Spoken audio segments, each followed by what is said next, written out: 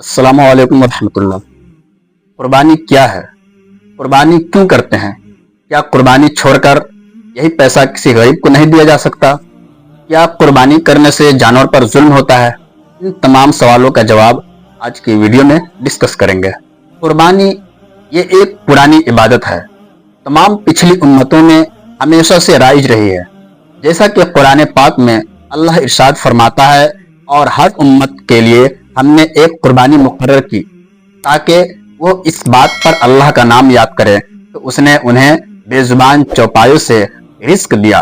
इस इजमाली बयान के अलावा तफसीली तौर पर अगर तारीख का मुताला करें तो तमाम आसमानी मजहबों में कुर्बानी का जिक्र मिलता है, बल्कि जो आसमानी मजहब नहीं है उनमें भी चंद एक के अलावा कुर्बानी का बयान तकरीबन सब मजहब में मौजूद है। हिंदुओं की मजहबी किताबों में भी कुर्बानी का और गोश्त खाने का जिक्र मौजूद है। बहुत से हिंदू ऐसे हैं जो ये समझते हैं कि गोश्त खाना उनके मजहब के खिलाफ है, लेकिन हकीकत यह है कि हिंदुओं की मजहबी किताबें अपने मानने वाले को गोश्त खाने की इजाजत देती है। उनमें लिखा है कि हिंदू ऋषि और मुनि यानी उनके जो बुजुर्ग हैं वो गोश्त खाते थे। हिंदुओं की किताब मनुस्मृति के बाब नंबर 5 में लिखा है, जो शख्स उन जानवरों का गोश्त खाए जिनका गोश्त खाना चाहिए तो वह कोई बुरा काम नहीं करता, चाहे वो ऐसा रोजाना करे, क्योंकि खुदा ने कुछ चीजें खाए जाने के लिए पैदा की है और कुछ को उन चीजों को खाने के लिए पैदा किया है। और मनुस्मृति के बाब नंबर 5 में एक और जगह लिखा है कि कुर्बानी का गोश्त खाना सही है क्योंकि यही देवताओं का रिवायती तरीका है। और मनुस्मृति के बाब नंबर 5 में एक और जगह लिखा है, खुदा ने खुद ही कुर्बान किए जाने वाले जानवर कुर्बानी के लिए पैदा किए हैं, इसलिए कुर्बानी के लिए उनको हलाक करना दरअसल हलाक करना नहीं है। इसी तरह महाभारत अनुशासन के बाब नंबर 88 में लिखा है, भेड़ के गोश्त से 3 माह, खरगोश से 4 माह, बकरी के गोश्त से 5 माह, सुअर के गोश्त से 6 माह और परिंदों के गोश्त से 7 माह आत्मा शांत रहेगी।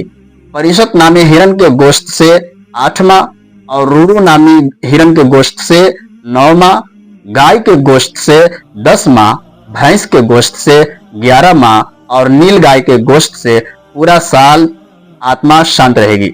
लिहाजा इन तमाम हवालों से और रेफरेंस से मालूम हुआ कि हिंदू मजहब में भी कुर्बानी करना और गोश्त खाना बिल्कुल सही है। कुरान मजीद में हर उम्मत में कुर्बानी का हुक्म बयान करने के अलावा मुख्तलिफ उम्मतों के अहवाल के बयान में भी कुर्बानी का जिक्र किया गया है।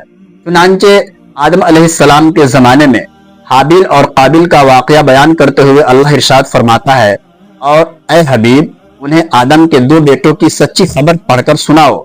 जब दोनों ने एक एक कुर्बानी पेश की तो उनमें से एक की तरफ से कबूल कर ली गई और दूसरे की तरफ से कबूल न की गई। मौजूदा बाइबल में कुर्बानी का जिक्र मौजूद है।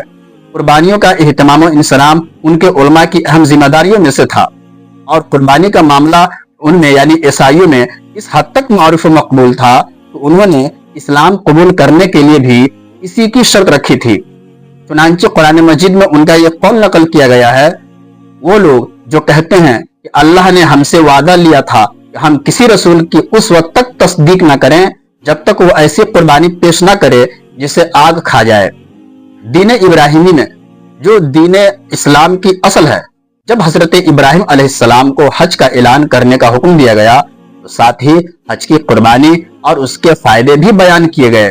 चुनांचे हजरत इब्राहिम अलैहिस्सलाम को हुक्म हुआ, और लोगों में हज का आम ऐलान कर दो, वह तुम्हारे पास पैदल और हर दुबली ऊंटनी पर सवार होकर आएंगे जो हर दूर की राह से आती है, ताकि वो अपने फवाइद पर हाजिर हो जाएं और मालूम दिनों में अल्लाह के नाम को याद करें, इस बात पर कि अल्लाह ने उन्हें बेजुबान मवेशियों से रिस्क दिया तो तुम उनसे खाओ और मुसीबत ज़दा मोहताजों को खिलाओ।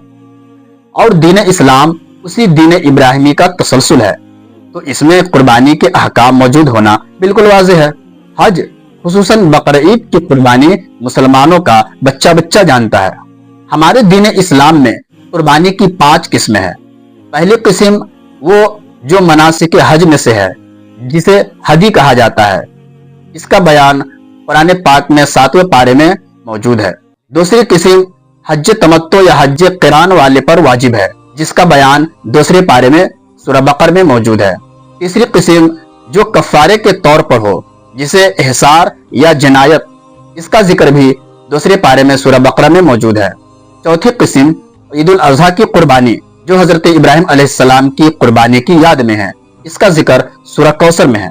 और पांचवी किस्म अकीका है, जो बच्चे की पैदाइश की खुशी में शुक्र इलाही बजा लाने के लिए किया जाता है, और ये हदीसों से साबित है। कुर्बानी करने में एक बुनियादी हिकमत अल्लाह पाक की रजा है। अल्लाह पाक की रजा के लिए अपना माल कुर्बान करना है। इसलिए दीन इस्लाम में इसकी बहुत ही अजमत व वक़्त है। यहाँ तक कि अल्लाह पाक ने इन्हें शाइरुल्लाह यानी अल्लाह की निशानियां करार दिया। चुनांचे अल्लाह फरमाता है, और कुर्बानी के बड़ी जसामत वाले जानवरों को हमने तुम्हारे लिए अल्लाह की निशानियों में से बनाया। कुर्बानी की हिकमतें। कुर्बानी करने में बहुत सी हिकमतें हैं। एक तो हुक्म इलाही पर सरे तस्लीम खम करना है, जो इस्लाम का बुनियादी मकसद है। दूसरा, इसमें खुद खाना और मोहताजों को खिलाना पाया जाता है, और यह हिकमत खुद कुरान मजीद में बयान फरमाई गई। चुनांचे अल्लाह फरमाता है, तो उनके गोश्त से खुद खाओ और कनाअत करने वाले और भीख मांगने वाले को भी खिलाओ। तीसरी हिकमत, कुर्बानी के जरिए उन गरीबों मिस्कीन लोगों को भी गोश्त जैसी उम्दा गिज़ा मिल जाती है, जो उमूमन उसे नहीं खरीद सकते। चौथी हिकमत, ईद उल अज़हा की कुर्बानी के जरिए हजरत इब्राहिम अलैहिस्सलाम के एजाज़ो इकराम का इजहार और लोगों के लिए इताअत व बंदगी की तरगीब है। पांचवी हिकमत, कुर्बानी से दिलों में ये रासिख किया जाता है कि तमाम इबादत अल्लाह ताला के लिए खास है। अरब के गैर मुस्लिम बुतों को जिस्मानी और माली इबादतों में अल्लाह ताला का शरीक बनाया कि सजदा, दुआ, खेती बाड़ी में उनका हिस्सा रखते और बुतों के नाम पर कुर्बानी करते थे। इस्लाम चूंकि दीन तौहीद है, लिहाजा इसमें हर इबादत को अल्लाह ताला के लिए खास कर दिया। अल्लाह फरमाता है, और उन लोगों को तो यही हुक्म हुआ कि अल्लाह की इबादत करें, उसके लिए दीन को खालिस करते हुए, हर बातिल से जुदा होकर। इसीलिए नमाज, सजदा, ज़कात, रोजा, हज और इबादत की तमाम सूरतें सिर्फ अल्लाह ताला के लिए है।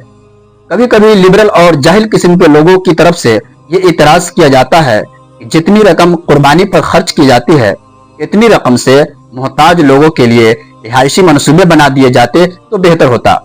कभी ये कहा जाता है कि जितनी रकम कुर्बानी पर खर्च की जाती है, इतनी रकम सदका और खैरात में खर्च की जाए तो बेहतर है।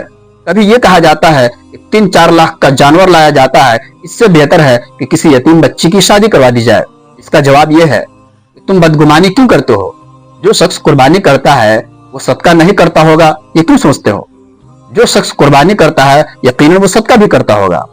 दूसरी बात यह कि इतराज करने वाले लोग कुर्बानी से कई गुना ज्यादा रकम अपनी अय्याशियों पर खर्च करते हैं, तो वह उनके नजदीक माल की बर्बादी नहीं है, लेकिन कुर्बानी में उन्हें कई तरह के नुकसान नजर आने लगते हैं। नबी पाक सल्लल्लाहु अलैहि वसल्लम ने 100 ऊंट ज़बह किए। क्या नबी पाक सल्लल्लाहु अलैहि वसल्लम ने भी माल को बर्बाद किया था?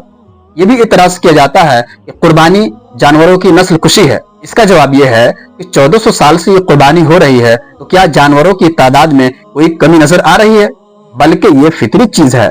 जो चीज अल्लाह की राह में खर्च की जाए वो चीज बढ़ती है। कुर्बानी पर इतराज करने वालों को सोचना चाहिए कि कुर्बानी के इस अमल से लाखों लोगों का, लाखों खानदानों का रिस्क जुड़ा हुआ है। लोग देहात में उन जानवरों को पालते हैं, फिर उन्हें कुर्बानी के मौके पर बेचने के लिए शहरों में लाते हैं। इस तरह अल्लाह ताला उनकी रोजी का बंदोबस्त करता है। इसी तरह उन जानवरों को ट्रकों के जरिए लाया जाता है। इससे ट्रक वालों की आमदनी होती है और उनका कारोबार चलता है। शहरी लोग उन जानवरों को खरीदते हैं, 10-10 दिन, 20-20 दिन उन्हें खिलाते हैं, पिलाते हैं। इस तरीके से चारा वालों की कमाई होती है और उनका कारोबार चलता है।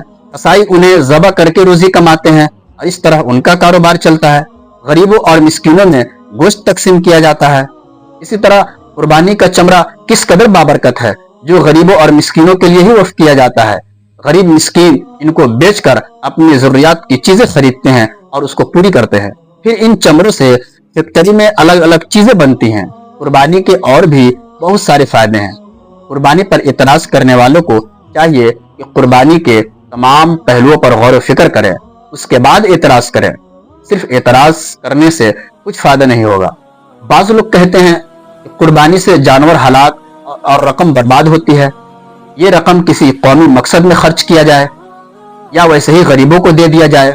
تو جواب یہ ہے کہ پہلی بات، یہ فائدہ اور نقصان اللہ تعالی ہم سے زیادہ جانتا ہے، لیکن اس نے قربانی کا ہی حکم دیا ہے، لہٰذا اس عالم الغیب والشہادہ نے جو حکم دیا وہ سر آنکھوں پر ہے۔